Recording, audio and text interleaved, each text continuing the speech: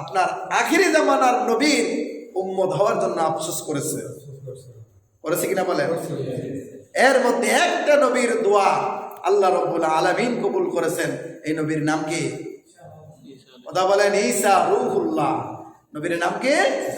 ঈসা রূহুল্লাহকে আল্লাহ পাক রেখে দিয়েছেন। ওনাকে শেষ জামানায় শেষ সময়ে আল্লাহ পাক আবার ওনাকে পাঠাবেন এই জমিনের মধ্যে। নবী হিসাবে পাঠাবেন না উম্মত হিসাবে? কথা বলেন, নবী হিসাবে পাঠাবেন না উম্মত হিসাবে পাঠাবেন? নবী হিসাবে পাঠাবেন না, ওনাকে উম্মত হিসাবে পাঠাবেন। তাহলে আমরা উম্মত হলাম নবীর। আমরা কি দামি উম্মত না কম দামি উম্মত? কথা বলেন, দামি উম্মত না কম দামি উম্মত? অপর আয়াতের মধ্যে আল্লাহ রাব্বুল আলামিন বলেন, কুনতুম খায়রা উম্মাতিন উখরিজাত লিন-নাস তা'মুরুনা বিল মা'রুফ ওয়া তানহাউনা আনিল মুনকার। আল্লাহু আকবার। আপনি চিন্তা করেন, আল্লাহ বলতেছেন, ও দুনিয়ার মানুষ, কুনতুম খায়রা উম্মাতিন উখরিজাত লিন-নাস, আমি তোমাদেরকে এমন একটা জাতি উম্মত জাতি তৈরি করেছি, আখিরি জামানার নবীর উম্মতেরা সর্বদিক থেকেই শ্রেষ্ঠ হবে। আল্লাহু আকবার। কোরআনে তার প্রমাণ। আল্লাহ বলতেছেন, কুনতুম খায়রা উম্মাতিন উখরিজাত লিন-নাস, আমি তোমাদের মধ্য থেকে এমন একটা জাতিকে বের করেছি, এমন একটা জাতিকে নির্বাচন করেছি, যেই জাতিটা আমি তোমাদেরকে যাচাই বাছাই করে আখিরি জামানার নবী বিশ্ব নবী মুহাম্মদুর রাসূলুল্লাহ সাল্লাল্লাহু আলাইহি সাল্লামের কাছে কোরআন নাজিল করেন এই কথা প্রকাশ করলেন। তোমাদের মধ্য থেকে কিছু মানুষকে আমি এভাবে বাছাই করেছি, যাচাই করেছি, যারা আমার নবীর দোহাই দিয়ে নবী যেই পদে চলেছে উম্মত সেই পদে চলবে, সেই উম্মত গুলো আল্লাহর কাছে শ্রেষ্ঠ। সুবহানাল্লাহ। খায়রা উম্মাতিন উখরিজাত লিন-নাস, আমি কিছু মানুষকে বের করেছি, তা'মুরুনা বিল মা'রুফ, সৎ কাজের আদেশ করবে, ওয়া তানহাউনা আনিল মুনকার, অসৎ কাজের বাধা প্রদান করবে। যেই উম্মত সৎ কাজের আদেশ করে, অসৎ কাজের বাধা প্রদান করে, সেই উম্মত গুলা আল্লাহর কাছে শ্রেষ্ঠ। তাহলে আমরা সবাই কি সৎ কাজের আদেশ করতে পারি? সবাই কিন্তু সৎ কাজের আদেশ করি না। যেই বান্দাটা সৎ কাজের আদেশ করে, অসৎ কাজের কি করে? নিষেধ করে। এই বান্দা বুঝতে হবে আল্লাহর একটা মনোনীত, পৃথিবীর সব কিছু তো আল্লাহ সৃষ্টি করছে। এখন প্রশ্ন হইতে পারে যে হুজুর, একটা কুকুরও তো সৃষ্টি করছে আল্লাহ, কি বলেন? একটা কুকুর কি আল্লাহই সৃষ্টি করছে। এখন কুকুর বা অন্য অন্য জীব জানোয়ার যা আছে সব সৃষ্টি করছে বিধায় কি সবাই জান্নাতে যাবে? কথা বলেন, সবাই কি জান্নাতে যাবে? তার কারণ হচ্ছে যেই জাতি, যেই গোষ্ঠী, যে ব্যক্তি আল্লাহ সঠিকভাবে ইবাদত করবে, রাসূলের তরিকা মতো চলবে, সেই একমাত্র আল্লাহর জান্নাতের হকদার হবে। আর বাকিরা কি যাবে? বাকিরা যাবে না। এর জন্য আল্লাহ বলতেছেন, তা'মুরুনা বিল মা'রুফ ওয়া তানহাউনা আনিল মুনকার। আজকেই দেখেন আপনি, এই যে আমাদের যে আজকে জলসাটা এখন চলতেছে, আপনি কি সমাজের সবাই আসছে? সবাই আসে না, বা কিছু লোক আসছে, আসার পরে হয়তো বা অনেক কষ্টে নামাজটা আদায় করে এখন বাড়িতে চলে গেছে। হয়তো বাড়িতে গিয়ে কি করবে? একটু আরাম করবে। কিন্তু সারাটা বছর তো আপনার আরাম করার সময় গেছে, যায় নাই? বলেন, কথা বলেন। আজকে হয়তো আজকে 11টা বা 12টা পর্যন্ত আপনি মসজিদে বসা আছেন, এই সুযোগটা কে দিয়েছে আপনাকে? আল্লাহ দিছে। আপনার পূর্বপুরুষ কত লোক ছিল এই সমাজে, আজকে কি সবাই আছে? কথা বলেন। অনেকের এখানে আমার জানা মতে অনেকেরই বাবা নাই, মুরব্বী একজনেরও আমার জানা মতে কারো বাবা নাই। হয়তো মা, ওনার জানা, আমার জানা মতো ওনারে মা আছে, আর কারণ মা এখনো বেঁচে নাই। আমি একজন সাধারণ, আমার বয়সটা কি, আমার মাও নাই বাবাও নাই। চিন্তা করেন, এই সময়টা যদি আল্লাহ আমাকে না দিত, আমিও তো আজকে কবরে থাকতাম। এর জন্য আমাদের উচিত এই কদরকে আমাদের কি করা? তালাশ করা। এই কদরকে আমাদের একটু সম্মান করে, এই কদরের রাত্রে আমরা একটু রাত্র জাগরণ থেকে আমরা আল্লাহর ইবাদত করা। আপনি অন্য অন্য রাত্রেও ইবাদত করতে পারবেন, কিন্তু এই কদরের রাতের মতো মর্যাদা কি পাবেন? তাইলে এই কদরের রাত্রগুলা আমার নবী, আপনার নবী, উনি ইতিকাফ করছেন, যেন আমার কদরটা কি না হয়, ছুটে না যায়, আমার মধ্য থেকে যেন বিদায় না হয়। আপনি যদি ঘুমাইয়াও থাকেন, তাও তো আপনি মসজিদে ঘুমাই আছেন। ইতিকাফকারীরা কোথায় ঘুমায়? কথা বলেন, এতেকাফকারীরা কোথায় ঘুমায়? মসজিদে ঘুমায়। আপনি যদি ঘুমাইয়াও থাকেন তাও আপনি কোথায় ঘুমাচ্ছেন? মসজিদে ঘুমাচ্ছেন। এর জন্য এতেকাফকারী আল্লাহর নবী শেষ সময়ে, আল্লাহর নবীর শেষ সময়ে আইসা মসজিদের নববীর মধ্যে এতেকাফ করে উম্মতদেরকে শিক্ষা দিয়েছেন যে তোমরাও শেষ দশকে এসে লাইলাতুল কদরটা কি করো? তালাশ করো। ঘুমিয়েও যদি যাও তাও তো তুমি মসজিদের মধ্যে কদর পাইলা। কিন্তু দেখা গেছে আপনি বাড়িতে থাকলে কি মসজিদে যে পরিবেশে ঘুমাবেন, বাড়িতে কি এই পরিবেশে ঘুমাবেন? এর জন্য এতেকাফকারীরা পৃথিবীর সবচেয়ে দামি মেহমান। আজকের এই রমজান মাসের জন্য স্পেশাল মেহমান হচ্ছে এতেকাফকারীরা। স্পেশাল মেহমানকারী কারা? এতেকাফকারীরা। আপনি চিন্তা করেন, হজে যাচ্ছেন, হজ কবুল হওয়ার কোনো গ্যারান্টি নাই। একটা পয়সা যদি এখানে হারাম থাকে হজ হবে?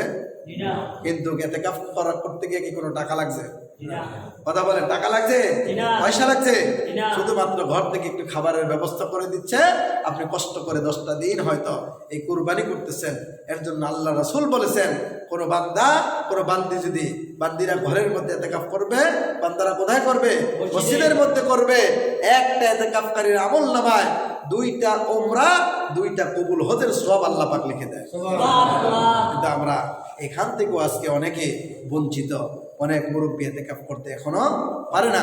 আল্লাহ আমাদের সবাইকে এত সুন্দর একটা এতেকাফ করা বা এত সুন্দর একটা রমজান মাসের কদর এবং এই বিষয়বস্তুগুলো একটু বুঝে শুনে আমল করার মতো তৌফিক দান করুক সকলে বলি আমিন।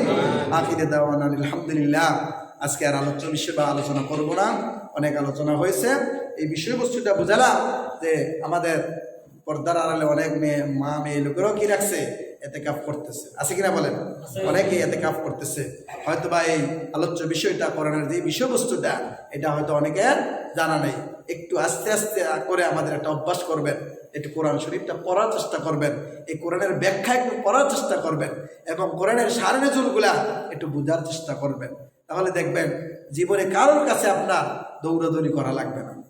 আমাদের দেশে এই হুজুর এই দিকে বলে, ওই হুজুর ওই দিকে বলে, বলার কারণে আমাদের দেশে ফিতনা বাড়ছে না কমছে? কেউ আপনার দিকে কথা বলেন না, বাড়ছে না কমছে? এক হুজুর বলতেছে রাসূল জীবনে তারাবি পড়ে নাই। নাউজুবিল্লাহ বলবেন না? নাউজুবিল্লাহ বলবেন না? আপনি রাসূল তারাবি নাও পড়ে থাকে, রাসূল তো প্রতিদিন 100 বার করে তওবা করেছে। আপনার গুনার অভাব নাই, আপনি কতবার তওবা করেন? রাসূলের কি গুনাহ ছিল? রাসূল, নবী রাসূল না বেগুনাহ, মাসুম ছিল। মাসুম থেকে যদি 100 বার তওবা করে, আপনি যে এত বড় গুনাহগার বান্দা, আপনার গুনার অভাব নেই। আপনি যদি গুনার দিকে, উম্মতের দিকে তাকান, গুনাহ কি গুণে শেষ করতে পারবেন? গুনার একটা সংখ্যা বলি, পর্দা করা ফরজ না নফল? কথা বলেন, পর্দা ফরজ না নফল? যদি পর্দা ফরজ হয়, আমাদের এক শ্রেণীর মানুষ দেখবেন এই জমিনের মধ্যে, একজন লোকের দাড়ি একটু খাটো, দাড়ি কি খাটো, কিংবা মসজিদে আসার সময় টুপি আনতে মনে নেই। তাহলে আমাদের আরেক ভাই বলে টুপিটা কই? এই কথা বলে কিনা বলেন? তার টুপি বলার কারণে যে যার টুপি নাই সে চিন্তা করে টুপি ছাড়া হয়তো নামাজ হবে না, এরকম মনেই করে। কারণ আপনি যদি খোঁচা দেন যে টুপিটা কই, তাই ভাবতেছে কি টুপি ছাড়া হয়তো নামাজ হয় না। তাইলে নামাজ ফরজ না টুপি দেওয়া ফরজ? নামাজ ফরজ। আপনি যদি নামাজ ফরজ হয়, নামাজ যেরকম ফরজ, পর্দা কি এরকম ফরজ না? তাহলে আমরা কি সত্যিকার অর্থে শুধু কি পর্দা নারীর জন্য না পুরুষের জন্য? কেউ কথা বলেন না। শুধু কি নারীর জন্য পর্দা না পুরুষের জন্য পর্দা? তাহলে আমাদের কিছু লোক আছে যে আসলে দেখা যায় টুপির জন্য একজন লোককে ধিক্কার দিল, টুপি কই, টুপি ছাড়া না মসজিদে চুকের লাগা।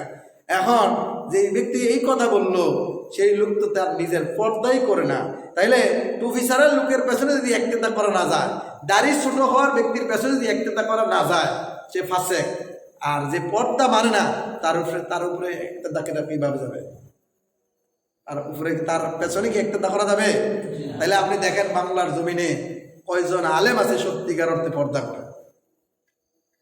আপনার পরিবার যদি যায় হুজুরের কাছে, হুজুর একটু পানি পরাই দেন, দেখে কিনা বলেন? কথা বলেন না কেন? তাইলে তার কি পর্দা ঠিক আছে? তাইলে এই মোল্লা যদি বা এই মৌলবী যদি আপনাকে ফতুয়া দেয় যে দাড়িটা একটু ছোট হইলে তার পেছনে নামাজ পড়া জায়েজ হইতো না, আমি বলি সেই আলেমের পেছনে নামাজ পড়া ফরজ এবাদত থেকে তার পেছনে হবে না, যদি তার ভিতরে কিনা থাকে, পর্দা না থাকে, পর্দা না থাকে। ফাসেক যদি দাড়ি কাটলে যদি ফাসেক হয়, পর্দা না থাকলে কি হওয়ার কথা? ফাসেক কিভাবে?